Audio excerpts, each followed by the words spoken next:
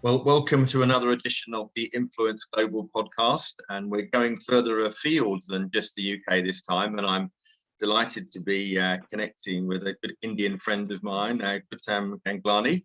Welcome. An absolute pleasure, Gordon. We're in monsoon weather, aren't we? So you were telling me a second ago. Absolutely, yeah. June, July and August is full-on monsoon, pretty much raining 70-80% of the time these 3 months. Oh my goodness! Wow. So we're going to talk today about sort of thought leadership, and particularly around the virtual event speaker area, which is an area that you're very familiar with, of course. Before we get into much of the detail, perhaps just give our listeners an overview as to what what your background is and how you came to be sort of heading up this sort of exciting virtual event business. Fantastic. Thanks, Gordon. Yeah, well, personally, I was born and brought up in London, and that's where sort of I was educated, my sort of A levels and my business and finance degree. So my entire childhood and upbringing was in the UK. And then I moved to join my family business, which was headed out of Dubai, the Middle East, Dubai, UAE. And that was really as a business bookstore, but it was a business bookstore which focused on, personal and professional development. Your business authors like Stephen Covey, Tom Peters, Philip Kotler, Marshall Goldsmith, to name a few. And this was always because of my dad's passion for sort of books that sort of help you personally and professionally. So not your fiction books, but really a focus on non-fiction. So after 20 years in the UK, I moved to join my dad in Dubai in 95. And from books, we said, okay, I prefer audios because you're in the car a lot. They sort of said university on wheels, and let's bring the best books, but in the audio books. And so we brought in audios and then videos. So that was the core function of the business for a good 10 years. And that led on to say, what next? Because my dad and me always said, what next? What new value can we bring our clients? And that sort of question prompted us to say, how about we bring the authors of the books for live events? And the big question is, how do you select your authors? And that came about by the most popular books and audiobooks, because if there's an affinity to that certain book, that topic, then there are fans, or as Ken Blanchard said, raving fans. And that was really our deciding factor. That was our market research. The books that are popular, let's bring the authors of those books because there's an affinity to sort of see your guru, teacher, speaker. And that's how the business evolved into sort of the public seminar side of it. And in the last 5 years, obviously that led on to what we call a speaker management service, whereby we partner with organizations who engage speakers for the sort of leadership retreats, summits, offsites, etc. And coming to the last 2 years, obviously, as we know, with COVID coming in, we had to again pivot and reinvent ourselves and see what new value can we create online. And that started off by running over 100 webinars last year just to stay connected with our audience, be top of mind and provide value with no commercials at all, just to build value and be in the right space during the difficult time. And in the last 6 months, this has now evolved to sort of an executive coaching and virtual masterclass business. So that's sort of the 28-year journey from 1993 to here we are in 2021. Wow, that's incredible, isn't it? And so some of the speakers that you represent would see themselves as sort of thought leaders because they've got their audience at these physical events. But now they will have had to recalibrate and share their story online. And some of those people have done a great job of that, but others, of course, have not found it so easy. So how do you remain relevant to your audience in an online and digital world? That's a great question, Gordon. I mean, just taking one step back is that even pre-COVID, what we realized is not all great authors are great speakers, because you could write a great book, and then you could not be comfortable to speak on stage because you've got to have the clarity, tonality, the energy, the sort of personality to speak from the stage, which is not everyone's cup of tea. And then also there's the distinction between a trainer who may speak to an audience of 15, 20, 30 people to a speaker who may speak to 1,000 people. And the skill set needed to speak for 1 hour is different from the skill set needed to run a one-day workshop, because you've got to pack in the energy and the content and keep the audience engaged. So different skill sets for different kinds of programs. So coming to the online world in terms of your question and the virtual space, again, some speakers have embraced this and have been very comfortable to ensure they have the right light, the right sound, and the right sort of engagement tools other than just delivering it like a Zoom call. And some of those speakers have then thrived, not only because they have a great brand and a great book that has backed them, but they then have really, evolved and sort of reinvented themselves to be sort of great speakers in the virtual space. And they really stand out. So it's been a time of really understanding which speakers are really stepping up their game to really be engaging, because it is a genuine challenge to be engaging virtually. So that's sort of the journey that's taken place in the last few years. And so on the back of what you've just said there, what sort of things have you, either individuals, have you noticed that have really excelled themselves, or what type of topics have landed really well? Great. I mean, topics wise, one and great sort of engagement was one of our recent events a couple of months ago with Stephen Covey, the author of Speed of Trust. Topic wise, it's so important because, as we know, especially in India and this part of the world, you're still working virtually. And when you're working virtually, you're not actually meeting your teams. You need to have a high level of trust to be able to ensure that the speed of trust is implemented. We're able to still keep the needle moving, keep the business not only surviving, but thriving, because you're having to work virtually. When your comfort level is to meet in person, have boardroom meetings, have debrief meetings, meet face-to-face, corridor conversations over a coffee, none of that's possible today. So speed of trust has been one of the key subject areas. And from a delivery point of view, Stephen Covey in a 3-hour masterclass, he had 6 breakout sessions with groups of 2s and 4s, ensuring you network to some extent with 4 other people. You learned from each other, you came back and shared. He ensured you still had a workbook, even though it was a virtual event, a workbook was sent in advance.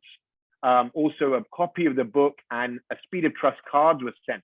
So when you think of the real event, the only thing missing was probably a meal that you'd have in a hotel, because you had a workbook, you had a physical signed copy of his book couriered to your home, you had speed of trust cards, you had breakout sessions, so you were able to network and meet other people. And then you had sort of executive summaries and a fireside chat with some CHROs. So in the 3-hour event, you really were engaged, because it wasn't monotonous like some events where it's just a speaker and an audience and you're sitting back waiting for the event to end. So that would be, the experience was world class. The topic was of high importance, and we sort of replicated that with other events.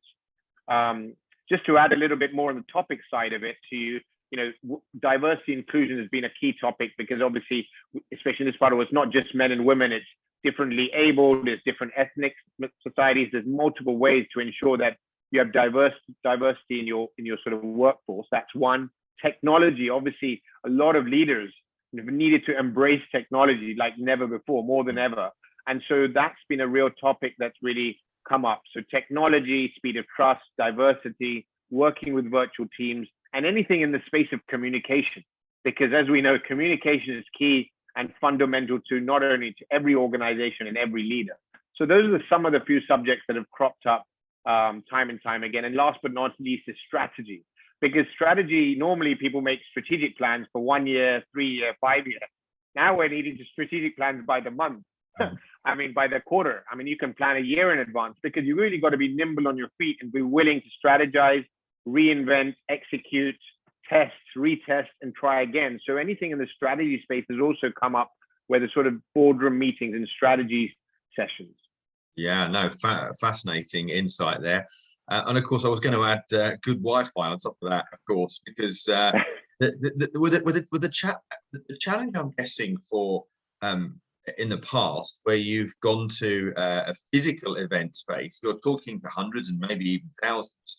But now with a global audience, you have 2 bites of the cherry. You have a potential attendee event, but you also have the opportunity to get more visitors to an on-demand webinar or post events. So of course, that could increase quite substantially. So it's interesting to see how this is going to sort of roll out for speakers.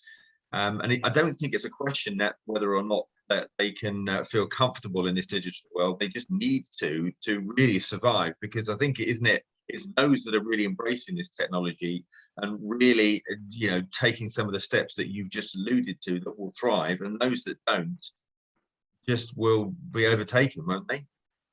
Absolutely. And we could see toward the end of last year, many speakers were still hoping that this would just end very soon, and kept saying, "Oh, well, we'll just take a holiday for 3 months or 6 months and just restart. But now, nearly a year and a half later, here we are, and we're still in it. The best, most countries are the hybrid model. I could see very few countries have gone back to what we call normal or pre-COVID times. So whether you're in a lockdown like in India or you're in a hybrid model, the world and the business has definitely changed.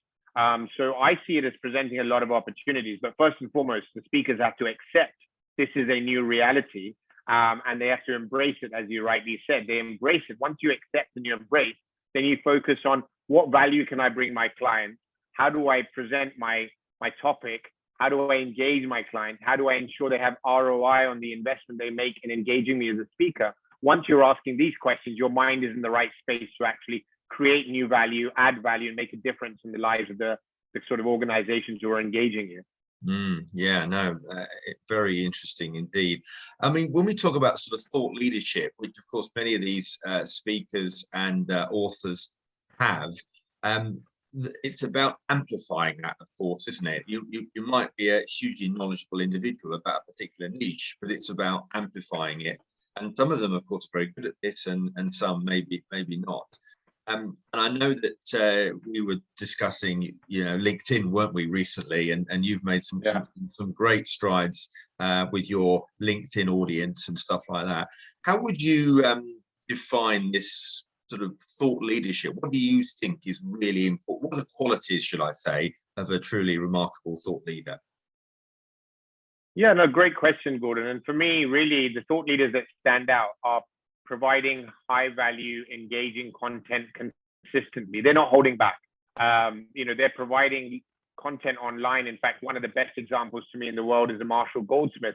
Even pre-COVID, he provided complete transparent access to all his content and slides. Many speakers hold back that as, call it IP, trademark protection of their content. He did the exact opposite.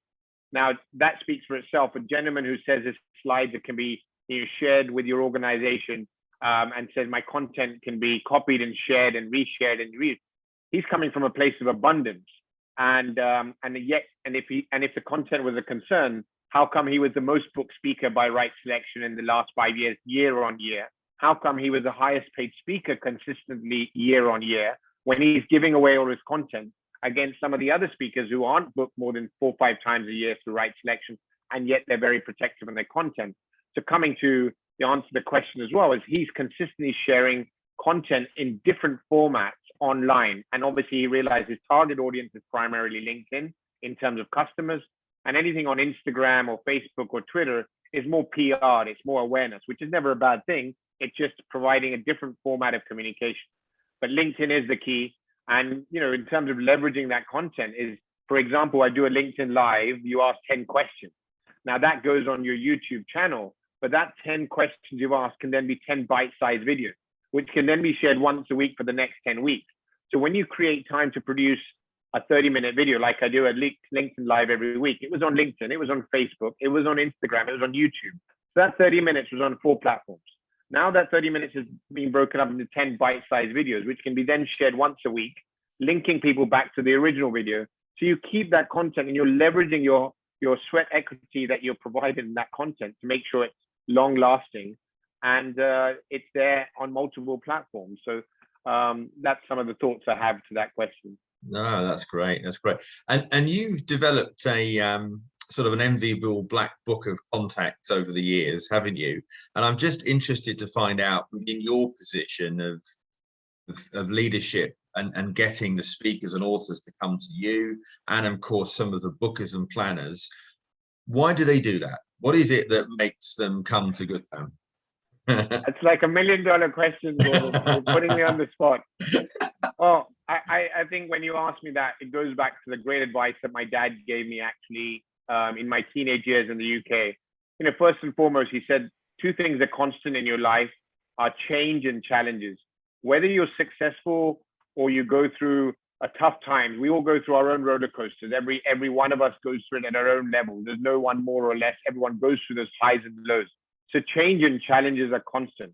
And COVID obviously is the most recent example. It's the biggest change many of us have gone through in our lifetime, the biggest challenges we've had to face personally and professionally on multiple levels. And how do you respond to that? And he says there's 3 pieces of advice. firstly is yourself, is surround yourself with people who uplift you, encourage you, inspire you to be the best version of yourself.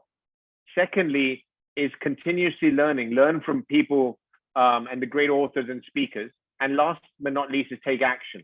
And I've applied those principles throughout my journey. And really, my book, which you know of, is called Breaking Bread, which is all about building meaningful relationships and building authentic relationships. So every speaker that we've had the pleasure of hosting for the last 20, 25 years, I've ensured that I've broken bread with them. And what does that mean? I mean, they come into Dubai, most speakers would fly in, do an event, maybe have a formal dinner and fly back. But we, in fact, have ensured that every speaker that's ever worked with Right Selection would say they had a meal with my family. We ensured like a book launch event. We ensured media interviews. If we traveled from city to city, we traveled with them along those events. We didn't just book an event and then send them off to that city. We had a Jack Canfield did 6 cities with us. John Gray did 3 cities. Marshall Goldsmith, we did an 8-city tour for Europe and Middle East and India. And I was with him every step of the way. So you can just imagine the priceless conversations you have in the lifts, in the airport lounges, on flights, and he's seeing you're there from start to finish. You're giving him all the trust and confidence that if there's anything you need whilst you're delivering an event, let me know. The simple thing, I know that Marshall Goldsmith loves Diet Coke. If he suddenly needs his Diet Coke, I will know when he needs it and I will ensure he's provided it. These are small touch points, attention to detail with every speaker. I know their favorite drink, their favorite sort of cuisine. I know their sort of preferences and comfort levels. So I'm able to ensure I manage the media's expectations, but also connect and communicate and connect that it's a win-win-win all round. It's the win for the speaker because he's provided the information in the manner that he's comfortable with. The media still gets their sort of airtime with their personality. And I'm able to provide that win-win and everyone's unhappy and they're just at peace of mind that they're not disturbed at times. They don't want to be disturbed and media is not missing out on it. So I guess these are some of the nuances of some of the touch points that really have made a difference in sort of breaking bread and building personal relationships with many of them. They know my family members, they know my kids. And to me, that makes it what I call like an extension. They feel like they're family friends now. Yeah. Well, I even introduced you, didn't I, as a friend to the on the podcast, because I feel, even though I've never met you physically, I feel like with the connections that we've had together, the first thing we want to do is introduce you to other people that we know, because we have built a sense of trust, albeit online. So I'm a great believer in relationships as the core to great business propositions. I really am, to be fair. Yeah. So really, I've got to thank my wife because we've had over 100 dinners at home. And you know, when you have a dinner at home, how do you treat your friends? When they come home, you want to make sure they're taken care of, they're comfortably seated, they get the drink, they have some meal, you have a good conversation. And that's the sort of ambience I've created, is that they're our guests. I mean, it's a privilege to host them in your country. They've flown on a flight across continents to be with you for 1, 2, 3 days or a week or so. Then you've got to make sure from the start to the finish. And just one story that comes to mind on this is I knew that, example, Jack Canfield's dream was to see the Taj Mahal. He'd been to India, but never seen it. And I surprised him and arranged a trip between Delhi and Chennai that we took a trip to the Taj Mahal. Now, he can never forget that for the rest of his life, because Taj Mahal being one of the 7 wonders of the world, that Gautam in a 10-day busy tour found time to find a slot for me to go via the Taj Mahal and have the time of my life to actually take pictures and be there. These are small touch, and I just went out of my way. I do that for family. Why not for my speaker partners and friends? Yeah, no, I love that. Love that. Well, it's going the extra mile, isn't it? And I think I love what you said a minute ago, is the small things that make the difference. You know, knowing that what somebody wants. I think we've seen a little bit of that, haven't we? More in COVID, where people have reached out to people and said, are you okay? And yeah, that didn't happen so much before, but because of what we've gone through, and I just hope some of those little personal touch points we keep and remain. So that's excellent. So I want to find out, what would you say in your life was your biggest success, your biggest achievement? And I guess the other caveat to that is your worst nightmare. In my 25 years in business, I mean, there are many, many highlights, as you can imagine, but Probably three highlights I'll have to share with you. I can't narrow it down to one. Okay. One was hosting Jack Canfield in an auditorium which had 543 seats. And, most of our events were very much corporate with, 100, 200, 300 people. And we partnered with Tim Hortons in Dubai. It was all over the media, Jack Canfield's premier visit to Dubai. And we filled all 543 seats that even my family had to sit on the steps and release their 7 seats who were attending the event so that every seat was taken. Wow. And we actually turned down customers. It was the only time. Even Jack Canfield said he was absolutely floored. It's on video, and he said, I was just speechless that Gautam filled all 543 seats, and his family was sitting on the steps to be able to be in that room. So that was a real high for me, which I'll always remember, and really grateful for his first trip. The second one would be with Ron Kaufman, the fact that we've hosted over 100 events with this gentleman. I mean, to me, the man, the myth, the legend of customer service. I mean, based in Singapore, many a success stories. He's the most booked speaker we ever had in Dubai with over 100 events in 15 years. So that was another high for us.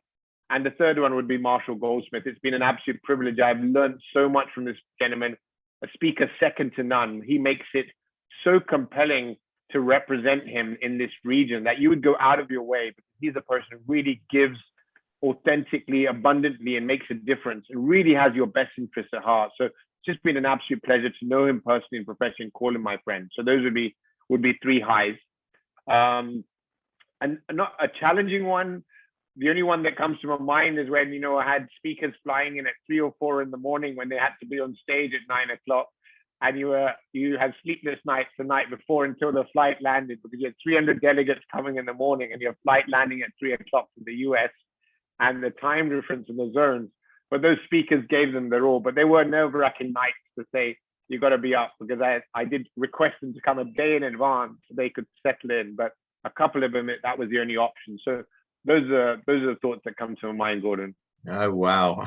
I think I've had a lot of experience in this sort of event industry myself. And I think some people tend to forget. They look at an event and think, oh, it's so seamless. But so often it's like a swan, isn't it? Your role is like a swan that looks seamless, but actually underneath the water, the paddles are going just as quickly. To make sure these things I still call it the lastminute.com business.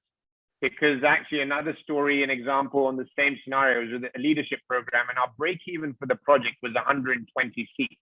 We'd been marketing for 6 weeks, and with just 10 days to go, we had only 35 seats. We were way off break even.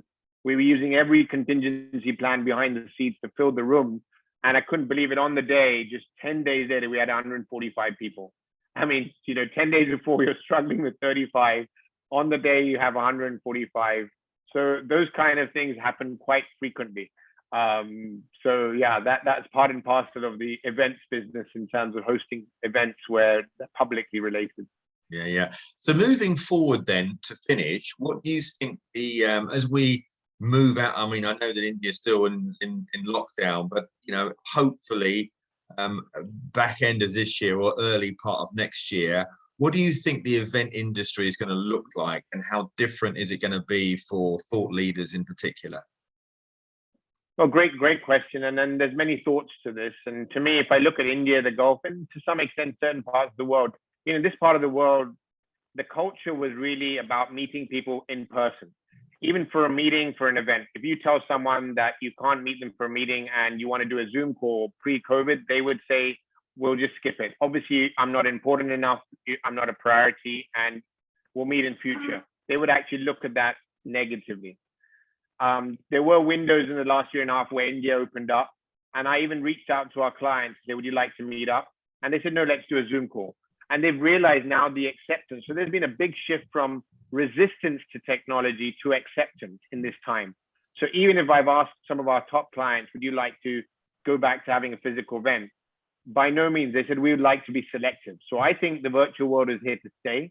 I see it as a hybrid. I mean, you look at flights and logistics. I mean, we've hosted Simon Sinek for an event virtually, Jim Collins. These are events which we never hosted because they weren't even feasible to do physically. So they're very feasible to do virtually. So the really premium speakers are more feasible to do virtually. You can do events globally. We've had clients in India. I'm doing an event just last week. We had clients from Mauritius, Maldives, and Australia. I've never had, and in fact, Kenya as well. I've never had clients from so many different regions, thinking about flights and hotels and logistics costs. They would just wait till they come to the country. So to me, that's one of the biggest opportunities and changes that will happen. And I see it as a hybrid model. An event we're doing in Sri Lanka would probably be what I think is going to really happen in the future when things open up, is they're having 100 people live and they're having 400 people virtual. The price for virtual is different. The price for the physical event for networking and lunch in the five-star hotel is different. But they've kept it limited to 100. So I think those are kind of events I see happening. And people are going to travel very selectively now. I mean, for me, I'm not driving 2 hours to have a 30-minute meeting. I would really hope that I can have that virtually. So I think there's going to be a lot of selective decisions on what you're going to travel for and what you're not going to travel for. And customers are really accepting the virtual world. And I think all they're wanting is a hybrid. They don't want one extreme or the other, but they definitely see the practicalities, the time save, the cost save in the virtual space and the economies of everything running it. Yeah, that's great. Well, I've loved talking to you today, as always, Gautam. Thank you so much for your time, and let's look forward to a promising 21. Absolutely. An absolute pleasure, Gordon. Thank you so much for this interview and conversation today. It's a pleasure. You take care of yourself.